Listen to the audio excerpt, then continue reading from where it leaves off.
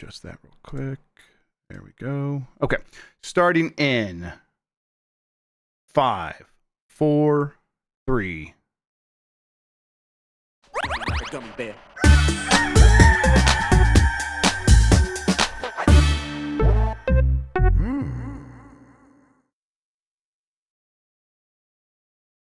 It's the internet. You're busy. Let's do this for January 29th, 2025. For the next hour or so, let me help you sort through the world of gaming on Game Mess Mornings Live with me, Jeff Grubb. Today, there was a shakeup in the PlayStation C-suite, and Xbox has seemingly bought its way to the top of the gaming heap. But first, please join me in welcoming today's co-host of Game Mess Mornings. It's Lexi Luddy, everybody. Lexi, how are you doing? Grubb, I just spent over €100 on things for changing my name legally. Yeah, and then on fun. top of that, I also spent about €1,000 on booking flights to Japan. So if anyone wants to hire a freelance writer, now would be a great time for me. Let's make it happen. Let's pay for Japan. Let's pay for all the paperwork. It always happens all at once, right? It's like, oh man, I was feeling flush, and then oh no, all of these things stacked up at the same time. So the Japan thing was like, I was kind of like, I've always wanted to do an actual holiday travel on my own, and I've never done that. Sure. And I haven't actually been on holiday since 2017 with like my family. So I was like, listen, I have to do this. And then I looked at Japan, and I was like, that's fucking expensive. So now I'm like, okay, what about I go for 3 weeks, and one of the weeks is TGS. Yeah. And I make back some money on that. And I have some friends in Japan who I can hang out with for the other 2 weeks. So that's what I'm doing. And then the name change stuff, let's just say global politics has changed in such a way that I'm preempting any potential wind changes in Irish politics. Sure, yeah. So yeah, you've seen, seen enough shifts to know anything can happen. Yeah. Usually the bad allies, stuff. Yeah, or good allies across the pond, either side of across the pond. Sure, in any direction. Yeah, are really both changing their opinions on certain things at a government level. So I was like, I should get this done sooner rather than later. Yep, it's kind of, it's all rapidly falling apart. Hey, well, they can't, just let everybody know, they can't turn me against you. They're only making me more on your side. I don't know why they do these things, but no, we're with you, and we're going to stand with you no matter what. So it's getting rotten out here, Lexi, in the old US of A. Not feeling very fond of this place at the moment. So yeah, we're gonna do our best to kind of keep our heads up and take care of each other as best we can. But you know that I'm glad that you're getting ahead of it. You take care of yourself first, and we'll be there to have your back as best we can. Yeah. Thank you. Absolutely. How else are things going? I was like, January was super quiet for the first 3 quarters of it. It was super, super quiet because there were no games coming out, and we did a shitload of work with Start Menu for our Winter Spectacular. We had pieces going up every single day. We put up like 39 pieces over the course of a month, all of which for a website that like doesn't run ads and doesn't have any like real money coming in is a lot. So I was really burnt out after that, and then like not having anything to work on in January was a bit like, oh shit, like there's no work right now. And then I look around at like freelancing budgets, and everyone's like, we're already out of budget for the year, which is really great. Thankfully, there's a couple of games coming out now. So I reviewed Orcs Must Die Death Trap for Shack News. How'd you find that? Didn't like it. Yeah. Super didn't dig it. It's one of those games where the more I played, the more I was like, oh man, it's just, I talk about it in my review, but it's a weird game because it's $25 and there's no microtransactions in it, but the like measure progression treadmill is such a slog that you must assume there were plans to like for you to be able to pay to fast track it. Because there's like, after 20 hours, I've barely made any progression in that game. It's just everything is so slow to upgrade. And then I'm reviewing another game, which I don't think I can talk about, but I finished it last night, and it was excellent, and it is something that is going to fuck Jan up. Really going to fuck Jan in particular up. It's his shit. And then I'm reviewing Like a Dragon Pirate Yakuza in Hawaii next month, so that'll be good. Oh, good. And next month is super fucking busy. Because, lots of games coming out. Suddenly there's like 15 games on the release schedule for next month, so it's going to be busy. Yeah, and there's so I started looking around. I'm like, oh, there's some games right now, but it's not like next month. Next month is like, oh, you can't ignore those games. This is like Sniper Elite Resistance or Orcs Must Die, and I think it's easy for a lot of people if they're not in the mood or they don't want to spend money to just sort of overlook those. I thought that's just the kinds of games that they are. So yeah, it'll pick up in February, and it doesn't feel like it's going to let off until summer. And even then, we'll see. There's probably plenty of games still to get announced. In the meantime, let's do a show and explain what we do here. Most weekdays, I, Jeff Grubb, will help piece your gaming life back together. That includes breaking news and maybe even some of our own original reporting. For all these topics, I'll get the input of a bona fide expert who will make me look smart. If you are watching live on Twitch, welcome. You can always listen to the show later on podcast feeds by searching for Game Mess Mornings or find the RSS on giantbomb.com. You can also catch the show later with chapters and timestamps on YouTube. Hello, YouTube. All right, we have a lot to get into, so let's start the morning mess with PlayStation leadership shakeup sees new sole CEO in charge. This is from Darren Bontheus at GameSpot. Just going to read through this, and then we'll kind of talk about what I heard about this. Sony Interactive Entertainment is switching from co-CEO system, currently occupied by Hideaki Nishino and Herman Holz, to just one person in charge. Nishino has been promoted to sole CEO of Sony Interactive Entertainment and will step into this role starting April 1st, 2025. Holst will continue to serve as CEO of the studio's business group, reporting directly to Nishino.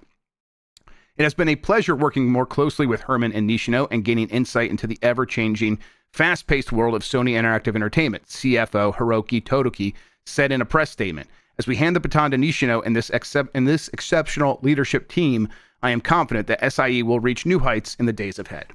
Let's stop here. This is what it's actually about.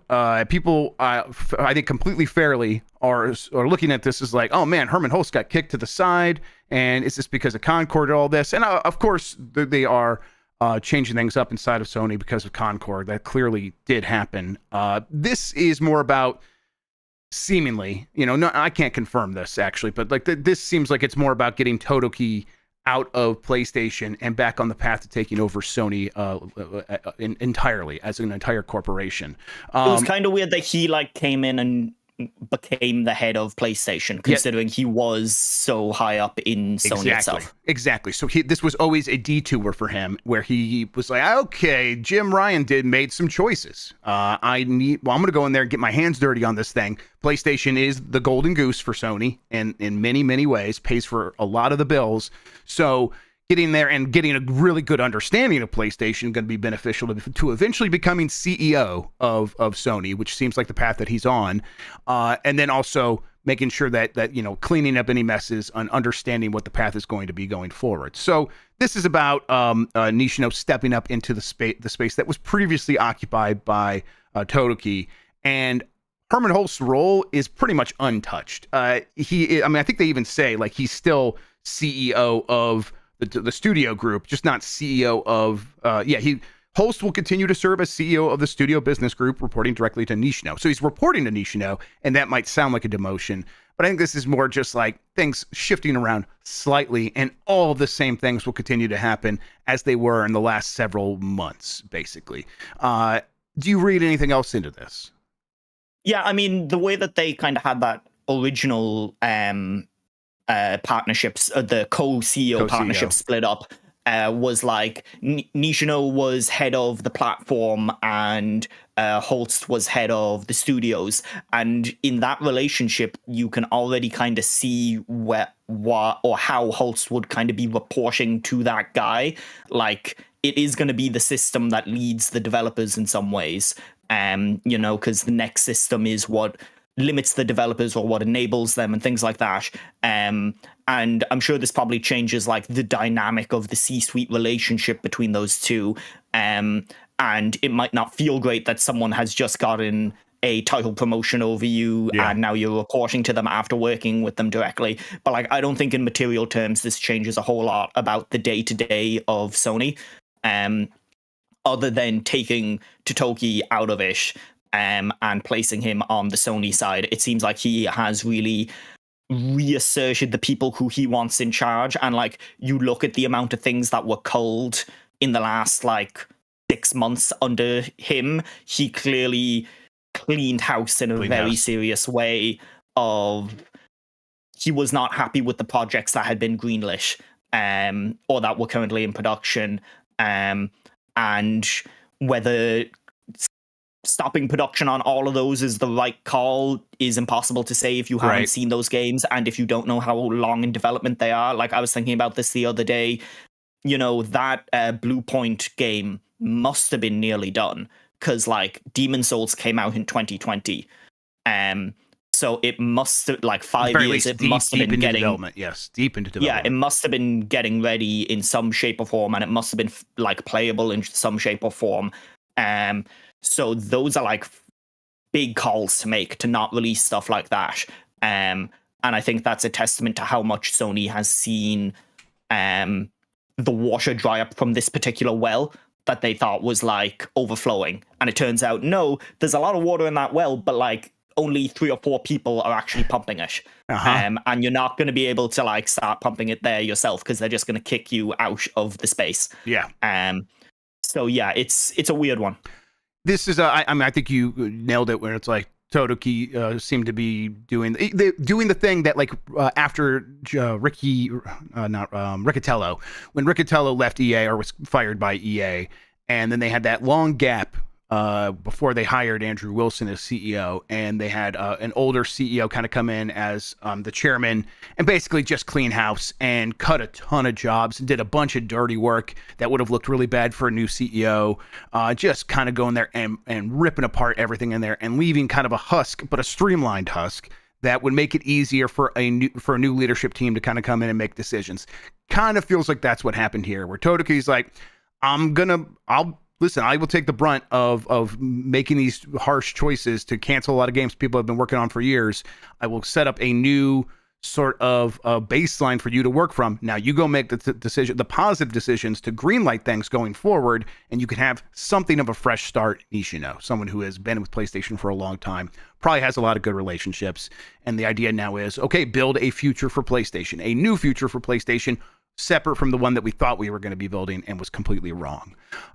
Yeah, I think something that like has been very, and you've talked about it before, about like the games industry has had massive growth for such a long time, and now it's having to reckon with not having as big growth. Like the games industry has always been a dirty business because it's a business. Like all businesses are dirty businesses in that sense. And suddenly you feel it a lot more when you're not making money, or when you're not making as much money as people want you to. So I think that's kind of the reckoning that's happening here, is the readjustment of things aren't as good as they once were, even if they're still good. It's fucking shit. It's really bad. Absolutely. There is a little bit of a read on this from PlayStation fans where they're happy to be like, okay, Nishino's in charge, not Herman Holz. Herman Holz seemed to be big on live service games, and this is how they're reading it. I don't necessarily agree with this, but they're like, Herman Holz was the live service guy, and Nishino has been with PlayStation since like 2000. He's an old school guy, so this means that we're going to get more of the kinds of games that we really want. I mean, I think that they probably are going to get more of the games that they probably want, but out of a necessity of they don't know what else to make. Do you think that there's anything to that? Like, how much of a live service guy do you really peg as a Herman Holst? Yeah, I mean, like, you look at it, Guerrilla had multiplayer in Killzone, but like those weren't multiplayer games. Those were games that were single player shooters first and foremost, and they were tech pieces. Like Herman Holz has always struck me as a tech guy, a guy who really wanted to like lead innovation in what engines are we using. Like they developed their own engine internally, and then they started licensing it out to Kojima and stuff. He does very much so seem like a guy who that is his like interest, is enabling developers to make different kinds of things and games and stuff like that. So whether that be that like maybe he thought this was the best way to enable developers was to get them all making multiplayer games that would get them a shitload of money, I don't know. But like I think ultimately like Herman Holz is probably just a businessman at this point. Like he's less of a developer and more of a businessman. And this is the shift that happens when you become a businessman. Yep. I think, a lot of people in chat are kind of being like, Nishino also seemed to be on board with live service stuff. Yeah. This seems like copium. And that's, yes, I think I tend to agree with that. I think, these corporate leadership teams, like I think we want to assign like character sheets to the people that run these companies and be like, this is the kind of person they are and this is the kind of things they're into, and it's like, they're all just trying to make money for these companies, and they'll kind of go along with the flow if it seems like the new thing is going to do that, and then when it doesn't, they will maybe retreat to something that is familiar. But I think Herman Holz and Nishino are equally guys that would be willing to produce games that are big, single-player, narrative-driven games that Sony is known for. So, yeah, you probably will get more of that, but Sony is still looking around for what's next, as we always say on this show, and they just don't know what it is. It is going to be interesting, because I talked about it on Blue Sky a while ago, like, the dearth of first-party games that seem to be far into development within Sony is really kind of staggering. Like, you have Insomniac working on their stuff, which may or may not come out this year. You have Ghost of Your Toy, and you have the Naughty Dog game. But then apart from that, almost every other studio has either just released a game or had their games either cancelled or the studio itself shut down. Like Neon Koi, Firewalk, and there's a third one. All studios were shut down within the last 12 months. So whether Sony are going to be making a load of third-party deals or something, or whether they are just like, hey, we don't have exclusives for a while, and they wind up in the same boat as Microsoft, where Microsoft doesn't really have exclusives anymore either. That's what you by want. default. Yeah.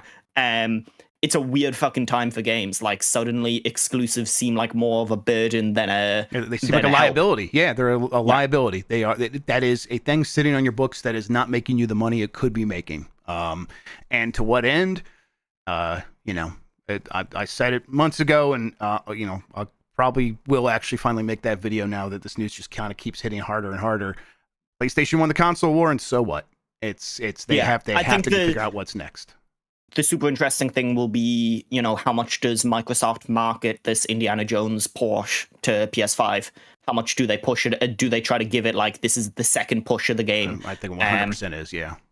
Yeah, because it wasn't in that developer direct, which kind of leads you to believe like, oh, they're just going to do like a separate thing for it. They're going to like do a separate marketing campaign for it. So I do think they will think of this as like almost like early access 1.0 is a second launch for a game nowadays. They're thinking of bringing it to PlayStation as like as big as a second launch. I think you might be onto something. All right, just real quick before we move on, PlayStation just dropped a blog post saying that the PlayStation Network accounts will be optional on PC going forward. Let's see here. I'll just read this headline. Marvel's Spider-Man 2, Horizon Zero Dawn Remastered, The Last of Us Part 2 Remastered, and God of War Ragnarok to offer in-game content unlocks for users playing with the PlayStation Network account.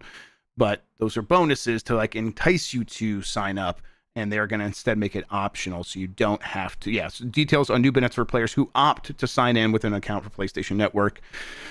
Like for Spider-Man 2, early unlock suits, you get the Spider-Man 2099 black suit and the Miles Morales 2099 suit early. So it's going to be things like that, which is probably the right move for this sort of thing. Make people feel like they're getting something, and they will be more likely to do it. And then that's opposed to, okay, sure, not everyone's going to do it to get this stuff early. Some people just won't even care. They won't pay attention.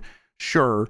And you're going to miss out on their data. I'm sorry, but this way you get people who are excited to, or at least a little bit more excited to sign up and won't whine about being forced to sign with the PlayStation Network on PC, which is, God, I really do hate signing into these third-party things when I launch a Steam game these days, Lexi. That EA launcher thing, it sits open in the background on my computer, like asking me for my name and password, and I'm like, motherfucker, I don't know it and I don't care to learn it. Just leave me alone. I've been streaming all of the Call of Duty Black Ops games because I'd like never beat a Call of Duty campaign before. And I was like, listen, Black Ops is a continuous series in some ways. So this is a really interesting way to see the breadth of of the Call of Duty franchise. And I got to Cold War, and it's like, sign into your Activision account, and a part of me fucking died. I mean, and that was like, so annoying.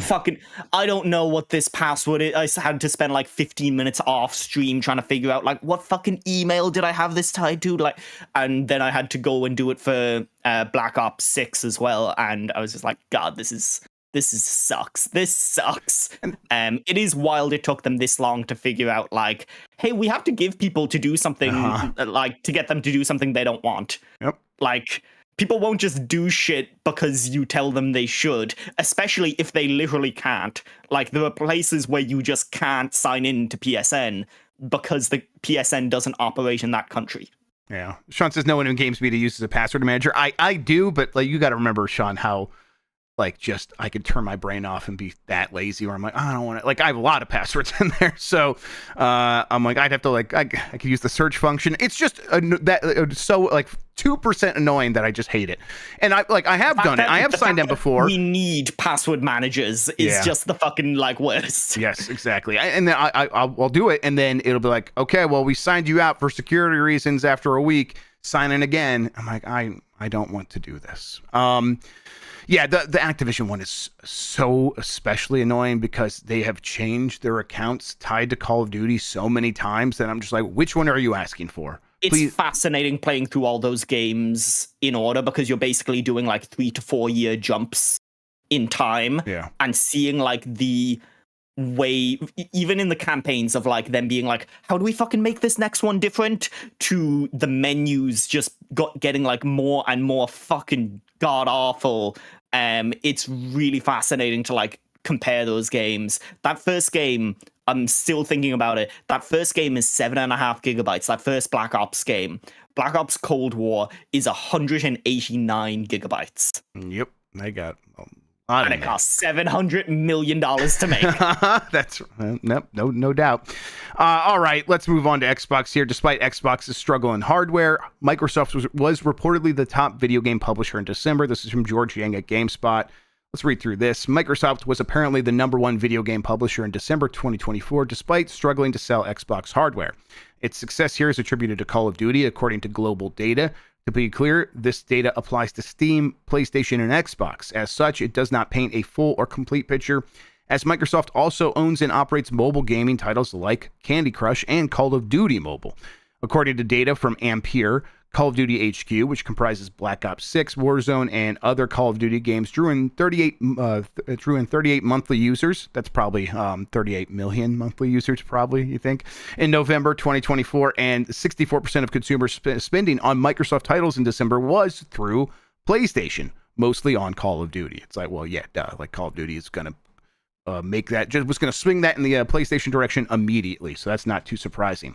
Microsoft's position as the top publisher in 2024 also included sales of Indiana Jones and The Great Circle, or The Fantastic Circle, depending on who you are, which was released in December. Ampere really swell circle. Really swell. So you did a good job on that circle, Andy. Ampere also noted that Electronic Arts generated 366 million, over the same period, putting it second to Microsoft. EA Sports FC 25 was the biggest driver for EA's success, although it still underperformed according to EA's internal expectations. Chinese publishers like NetEase and Tencent pulled in impressive numbers as well. Ampere estimated that Marvel Rivals brought in 29 million monthly active users, and Path of Exile 2 generated $148 million. This is an incomplete picture. It's also, I think, Ampere's internal estimations, which are always going to be projections for the most part. They will have access to a lot more data than we do, not all the data.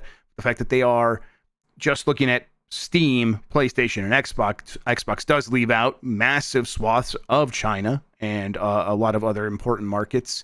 So, yeah, Microsoft probably is actually now the #1 publisher, very close to Tencent, or very close to Tencent. But this was the whole end goal here for that big acquisition, really. I think during that acquisition, they were probably talking internally. They were talking internally about, like, what are we going to do with exclusives? But very quickly, it's like, this is so expensive. And what is the point of doing this if we are not going to kind of try to grow beyond the confines of the Xbox hardware? And they have done exactly that. And now they are #1, and it has changed the landscape overall. How do you read all this? Yeah, it's interesting because, like, hardware has never been the part of the selling video games that has been profitable. Like, it's always been the loss leader, but it worked in such a way that once you had the console out and everyone was paying you 30% to get their games on it, that money just exponentially grew really quickly for you. Yeah. Now it's at the point where that money isn't enough, so suddenly the best way to make money is just be a publisher. And if you have to make a console to do that as well, then sure. But it's been fascinating to watch Xbox tread this line of, we're still making boxes and we don't want to alienate our audience and we don't want to upset people, but also, like, guys, we just need these video games to make fucking money. And we need them to sell everywhere, because ultimately there aren't as many Xboxes in the wild as there would need to be for these games to make their money back. And how they push those onto different platforms is seeing like very mixed results. Like, I don't think I've talked to fucking anyone that has played a game through cloud streaming on their phone. Right. But it's there, and their thought process is eventually people will want to do that. And like, I'm skeptical, but Sure. They're planning for it. A lot of Xbox's stuff seems to be the long game, and it's very weird because Xbox has always seemed to be playing the long game, and it's never quite worked out how they expected it to. So it kind of just seems like a series of failed bets in a lot of ways. Yeah, and I even when they were like, the new Xbox is going to be your TV platform all in one, they were half right about like people wanting an all in one platform. They were wrong that it's just going to be the TV that's all in one platform. Yep. Yeah. And I think that is where like this current iteration of Xbox begins to just feel like, okay, they've just accepted that a lot of those like I don't know if they believe cloud is going to be much of a thing anymore. They don't invest much into it. They have not made that service much better recently. And they maybe long term they're still like, yeah, that could be a thing. But I think they're looking at like the way people have behaved on mobile. And like the way those Resident Evil games have sold, and be like, it's just a different audience, and they're not going to want these games.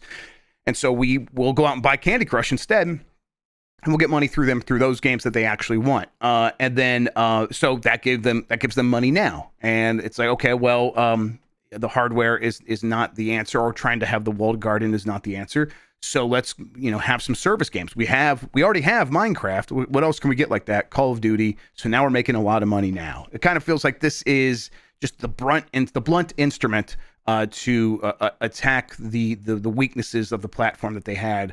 And it's working in that. Yeah, this is now a company that makes a lot of money through video games. And really, I don't know. When I look at it. Look at Call of Duty, look at Minecraft, and a lot of the other, like, even like a Sea of Thieves, a game that they put out onto multiple platforms now, and every time it grows pretty large, a large audience on those platforms. And Microsoft does seem maybe more set up for the future than PlayStation at this moment. Even the immediate future. I think the one misstep is. Like Xbox have games coming out in some form. Like Sony is a big question mark. Xbox, they had their developer director who was like, okay, you have like a lot of stuff for the first half of 2025, and it seems like you have stuff for the second half too. Like, after all this time, and it's like fucking someone who keeps on fucking up and then like telling you that they're going to be better next time, and you're like so hesitant to believe them, but this time it seems like they're actually meanish of like, no, we're going to get like a good slate of games for the entire year. We're going to get like releases every 2 months. We swear. I don't know. It's so hard to believe them sometimes. Right. And it's also like your friend that was going to get their shit together, and you're like, okay, well, great. And then they always failed. And then now the way that they're getting their shit together is kind of unseemly. Like they become like gem bros, and they're just like, okay, this is not what we meant.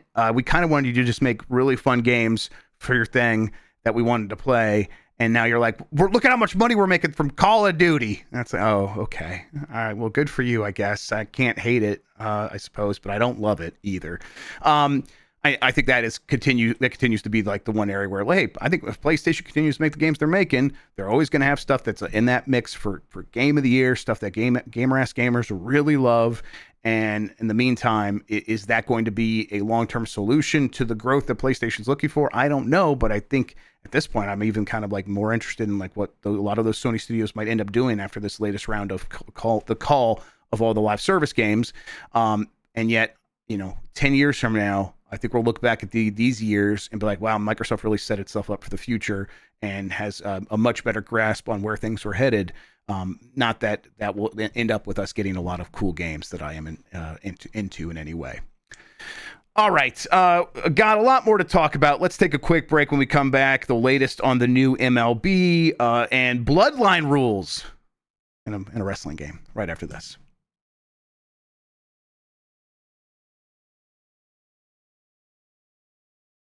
All right, so let's get back into it. Let's see here. MLB The Show 25 is coming in March, but this time it won't be on Game Pass or last-gen consoles.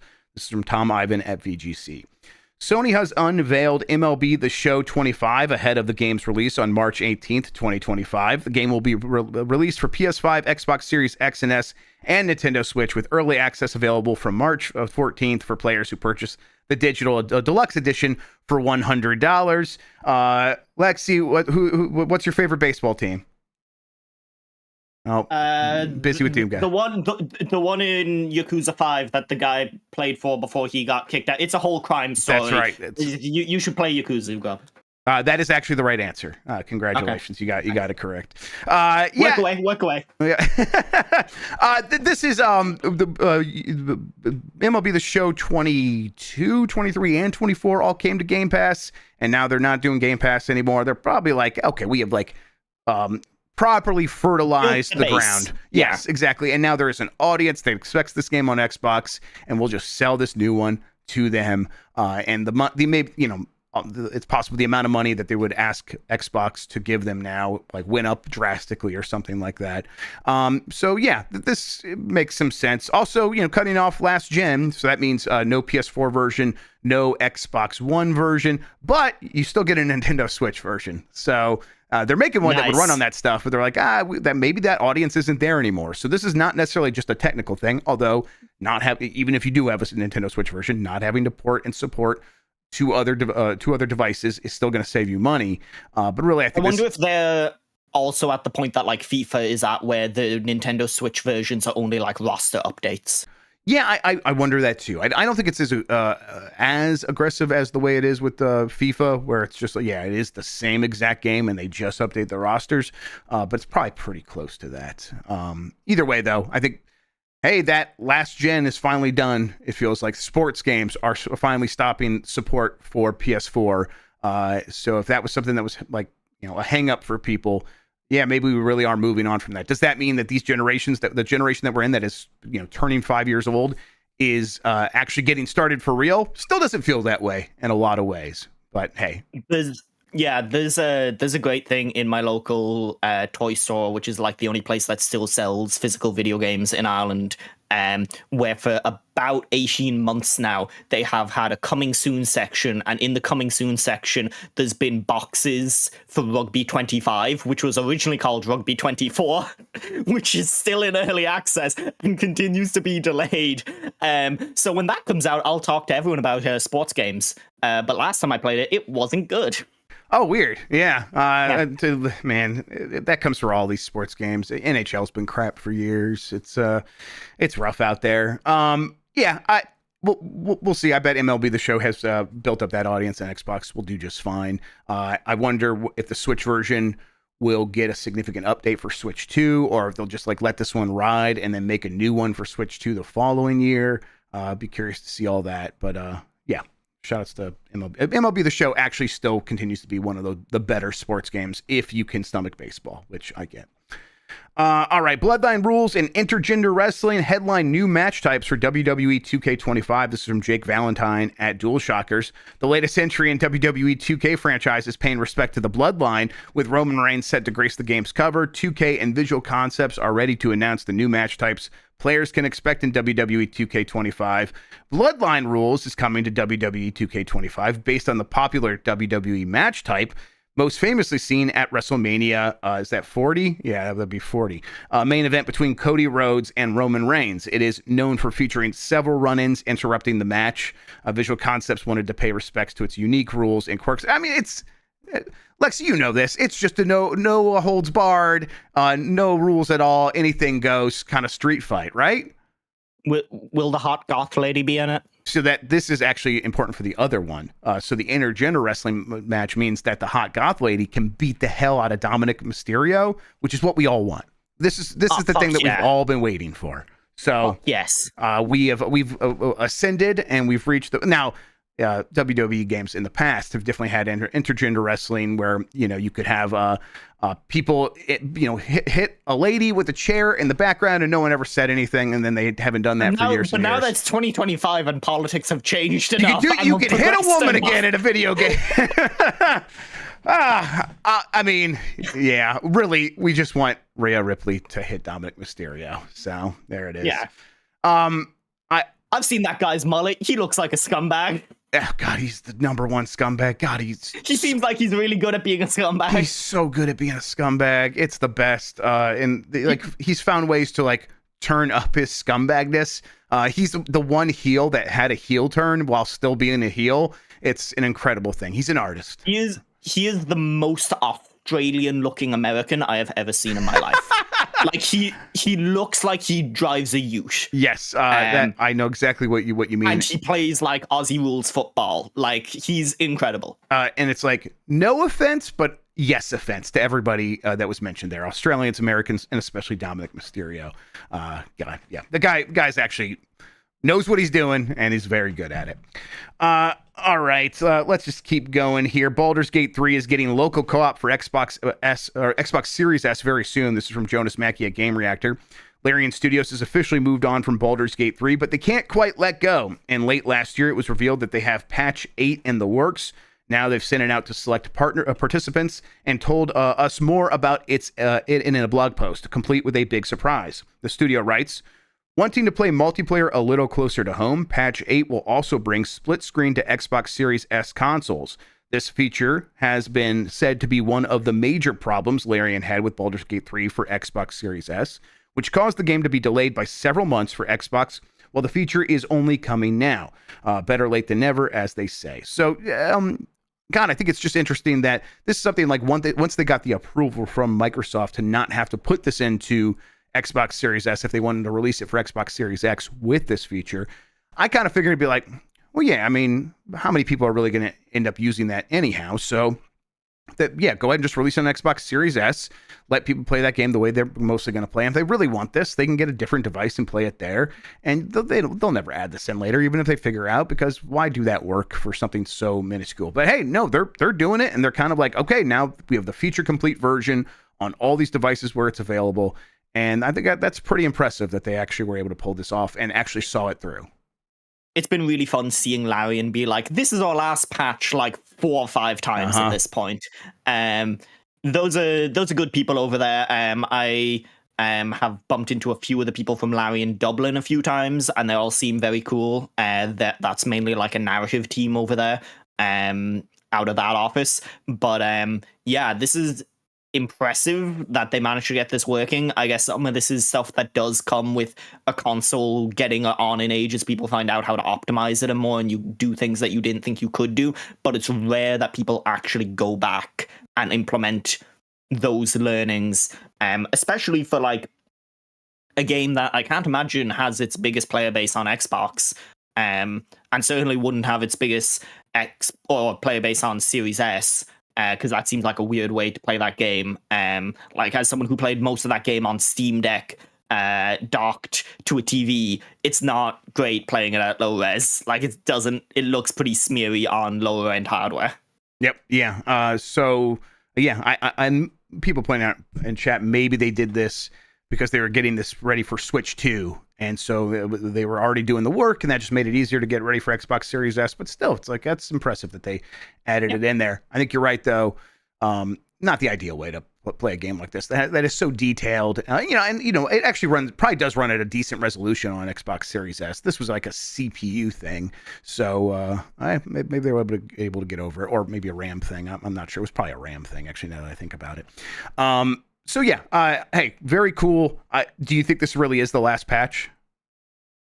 I don't know. The people at that studio fucking love working on that game. Like they've made that part of the culture, is that they enjoy working on Baldur's Gate 3. But also, I'm guessing that they are pretty keen to have a wholly owned project that they can work on that isn't partly owned by Wizard of the Coast. Or Wizards of the Coast, so that they can support that easier for longer. Yeah, you're probably right. All right, let's see real quick. This got announced that, yes, Wario64 on Blue Sky shared this. Starting in January 2026, PS4 games will no longer be a key benefit and will only be occasionally offered for PlayStation Plus monthly games and game catalog. we may still provide titles that can be playable on both PS4 and PS5 consoles after this date. So basically, they're just like dropping the, hey, you're guaranteed to get 2 PS4 games as part of this deal. As part of your, that'd be the PS Plus Essentials subscription tier, I think, where this month you get Payday 3 and High on Life and Pac-Man World Repack. Going forward, all the stars are here. All the stars are here. Going forward, they may have PS4 games offered in there, but they may not as well, and that will be. I mean, when you a year from now. When you compare this to previous generations, that's a fucking ridiculous run. Yes. Because I only started getting PS Plus when I bought a PS4 because you needed to pay for the online for the first time.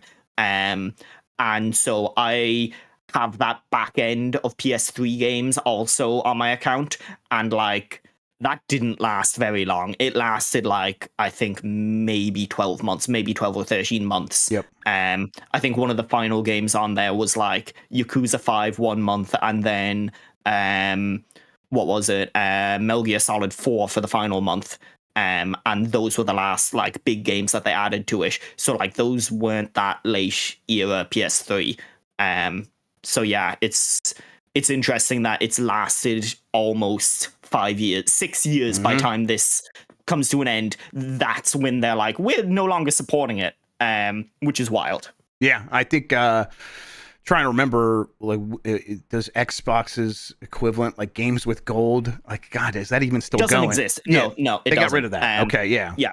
Right. So okay. There's no way to like buy or get games that you own through a subscription service on Xbox anymore, and they still do have Xbox Live Gold, but it's just to play online, I think. Right. Yeah. It's like did they rename it to that one's like the Xbox Game Pass Basic or something like that? I can't keep it straight anymore. Yeah. It's a fucking mess. There's 4 tiers of Game Pass, and Gold was like folded into Game one Pass of them. Core. And I can't. Thank you, Cyberchan. Man, they still use that core term.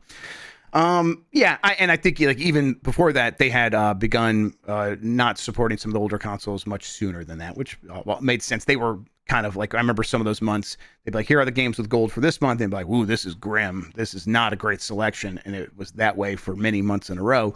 So when they cut that off, it was like, okay, yeah, no one was really complaining. We're glad. It is like, it's so fucking wild to think of developers still supporting the Xbox One console. Yeah. That's like when you think about what that machine is and what's inside it and like what it must take to get things running on it in a like, it's like fucking making web apps for fucking Windows 7 or something. Like, it's wild.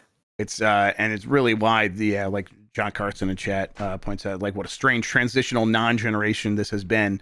Really just has felt that way for a number of reasons, but of course the lumbering corpse of the Xbox One VCR edition is definitely a big part of that. Just like every once in a while a game will be like, hey, we support this. So, and it's like weird.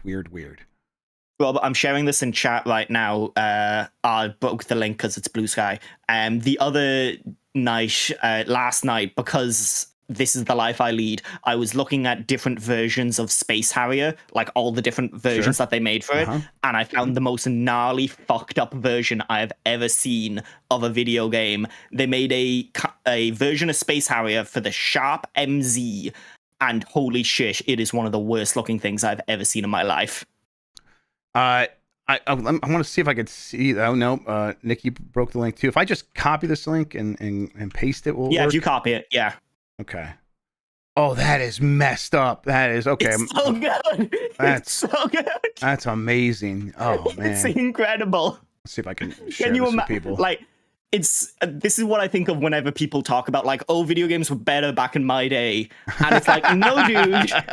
Like, you were going home and you had a home computer and you were being charged like 60 to 70 to $80 for this, and there was no way for you to know that this is what the game looked like when you plugged it in. And then you plugged it in and you were like, well, I guess I'm fucking playing this now. I don't know. I think this might be kind of better. I'm looking at it. I'm feeling things. It's like, ooh, that's hot shit right there. I love how messed up this is.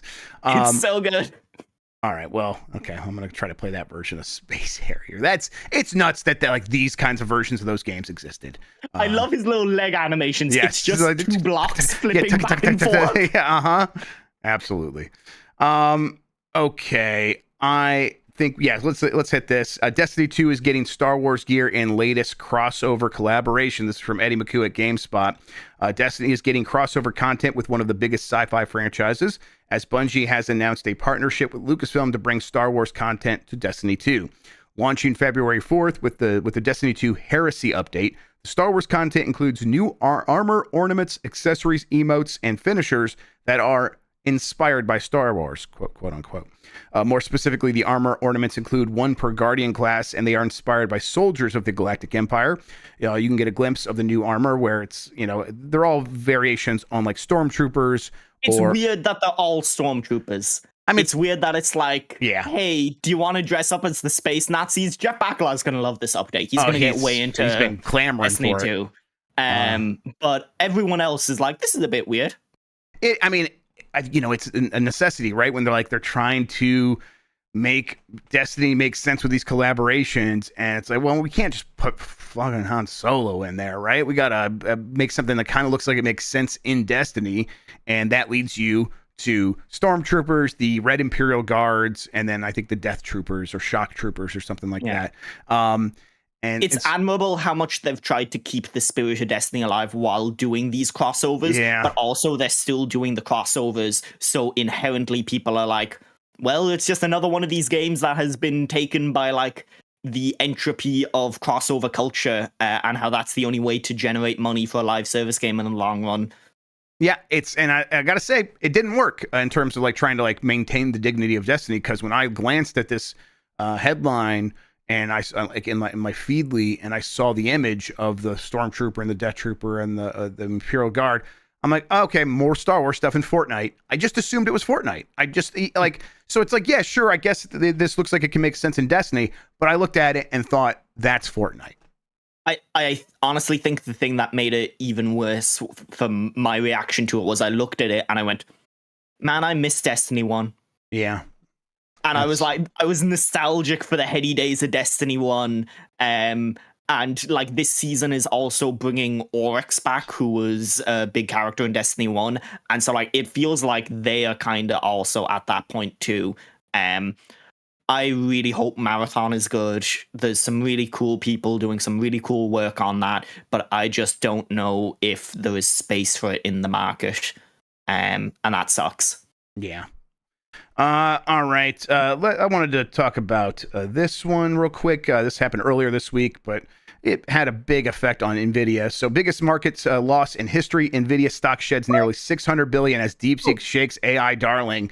This is from Derek Saul at Forbes. Everyone riot in the streets. It's a good time. We're taking it all down. Nvidia set a dubious Wall Street record Monday as the stock at the forefront of the U.S.-led artificial intelligence revolution got a scare from DeepSeek, the Chinese AI company which developed a chat GPT rival at a fraction of the reported cost of its American peers. They have some key facts in this story that say shares of Nvidia plunged 17% by close, suffering its worst daily percentage loss since March 2020, when stocks briefly crashed at the start of the COVID-19 pandemic. Nvidia lost $589 billion in market capitalization Monday, which is by far the single greatest one-day value wipeout of any company in history, more than doubling the $279 billion market cap lost by none other than Nvidia. On September 3rd, 2024. Meta's $251 billion loss February 3rd in 2022 is the third biggest daily loss. The slide knocked Nvidia from its position as the world's most valuable company, sending its valuation from $3.5 trillion to $2.9 trillion. How will they be able to live with themselves with only being worth $2.9 trillion? Less than Apple's and Microsoft's Apple value. Just go home. I don't get up in the morning for $209 trillion. Just fuck it. To put it in perspective, $600 billion like that they lost in value is more than the worth of all publicly traded companies except for 13. There are only 13 companies worth more than that. So they've lost. That's how much they lost. I think that this is fascinating in a lot of ways because, boy, I think it's not a coincidence that China held on to DeepSeek until Donald Trump was president. This definitely feels like, hey, you're going to start your trade war, and you're going to put on a lot of tariffs, and you're coming for China. We have ways of attacking you as well. Your entire economy propped up by the AI revolution, right?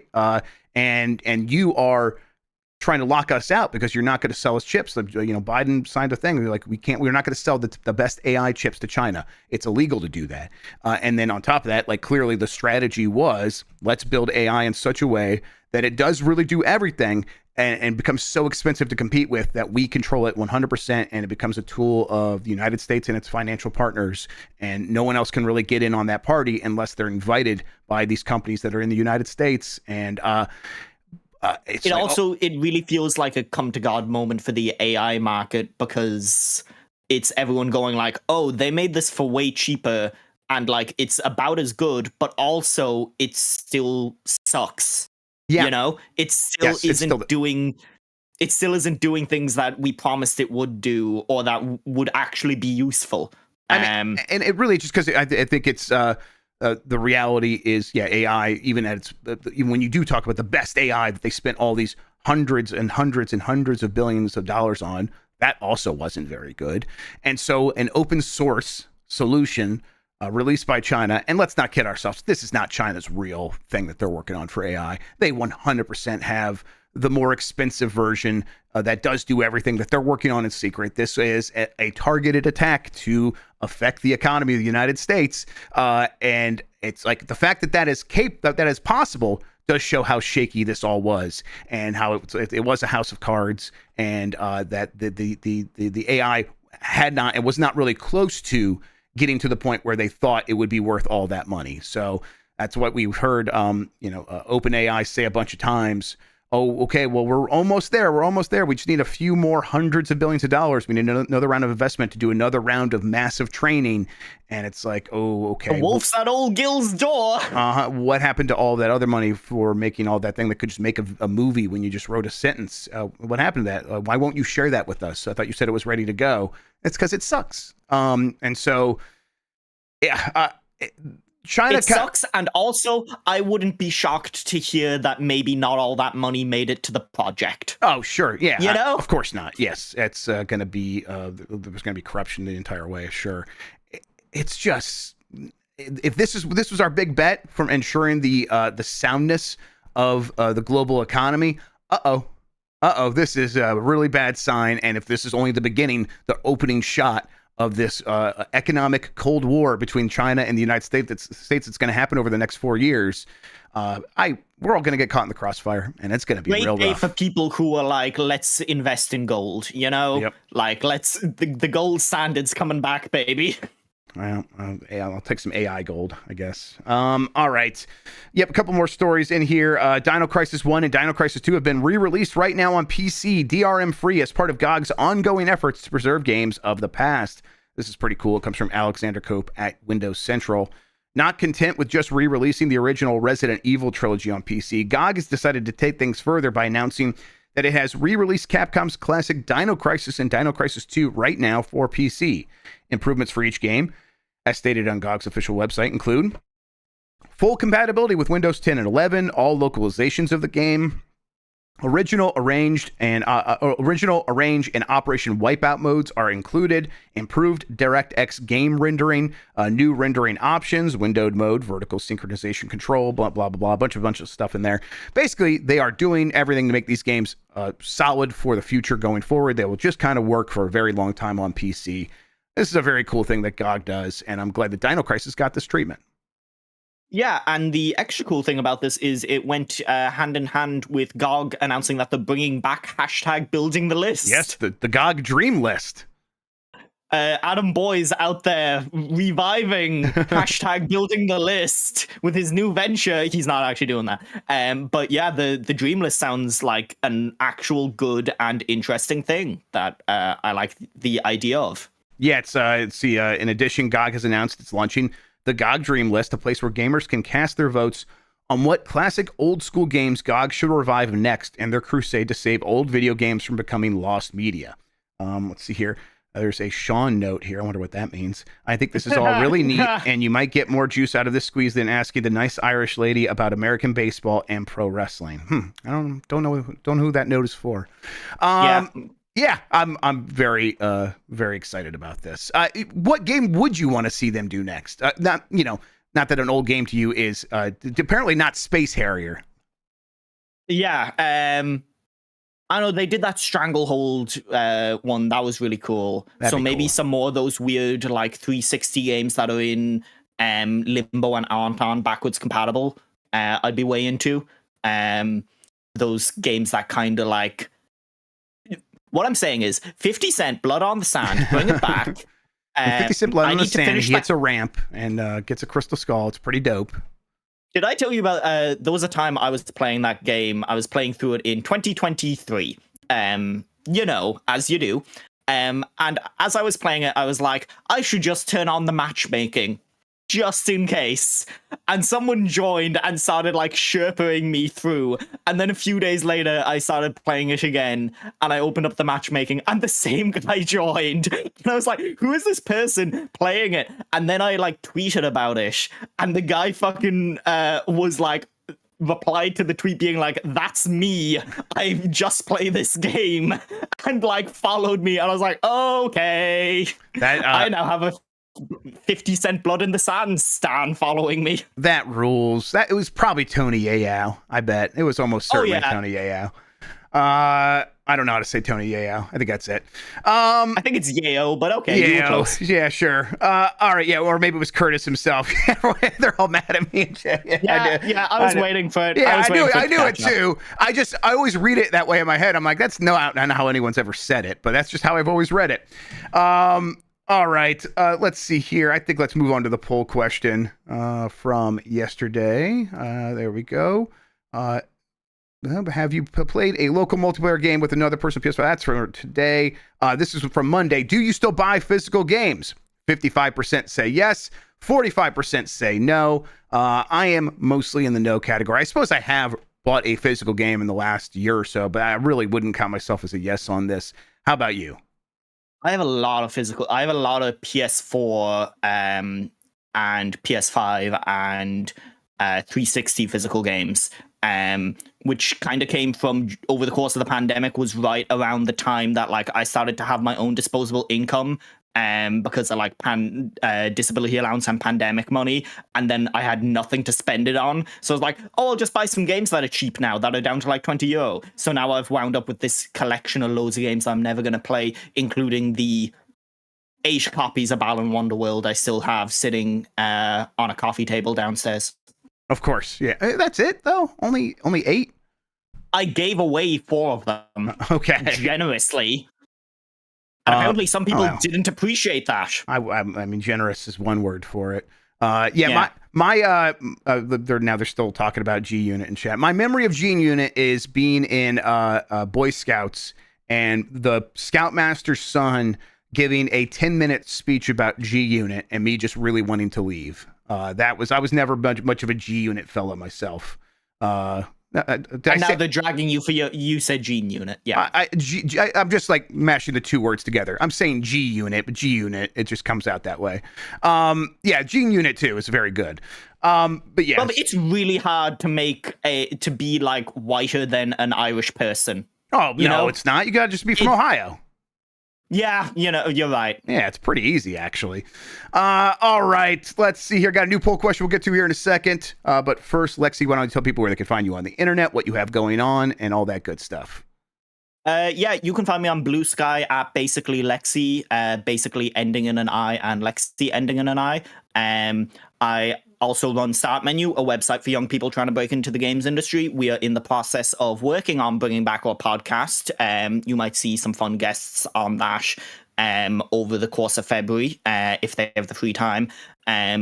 We also have a new copy editor, which is fucking awesome because it allows me to do some like actual stuff and plan some things for us. We have a Patreon, which is going super well.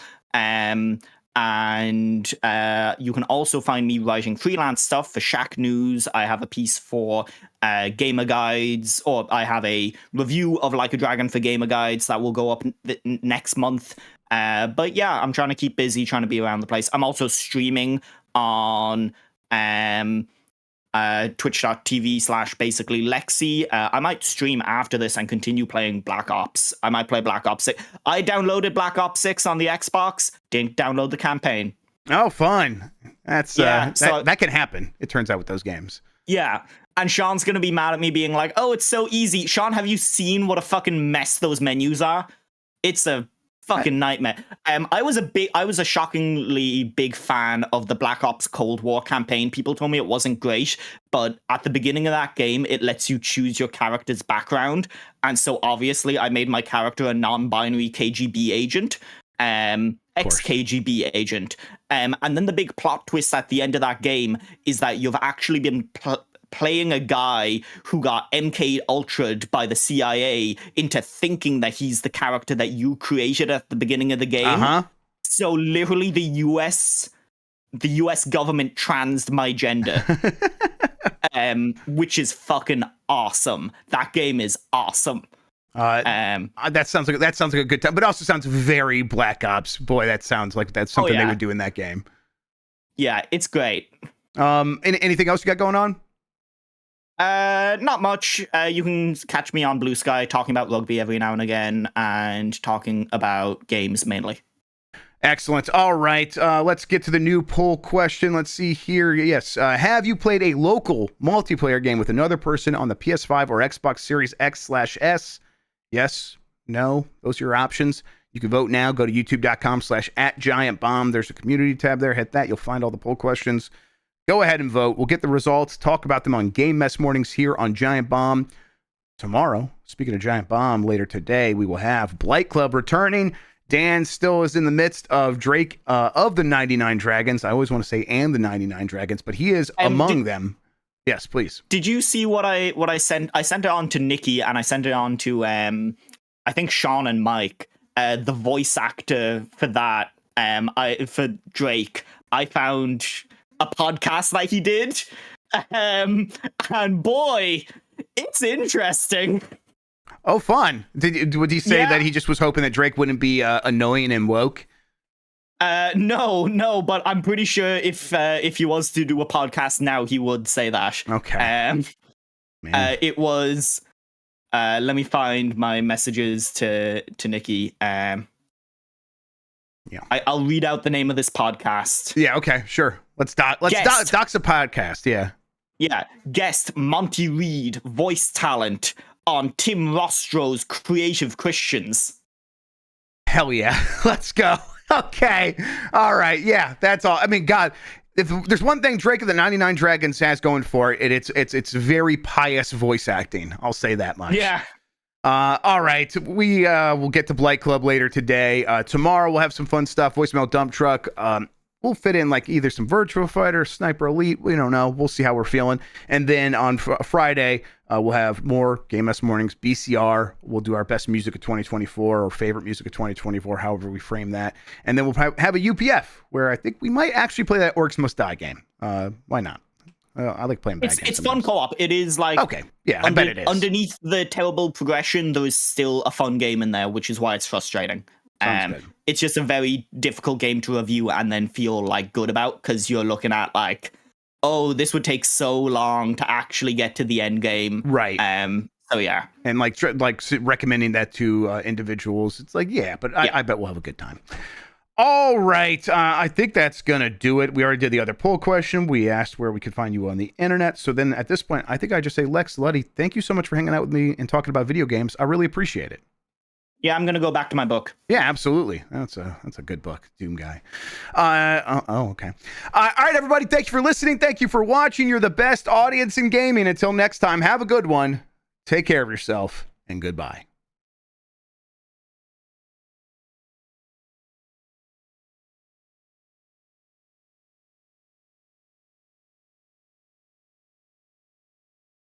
All right.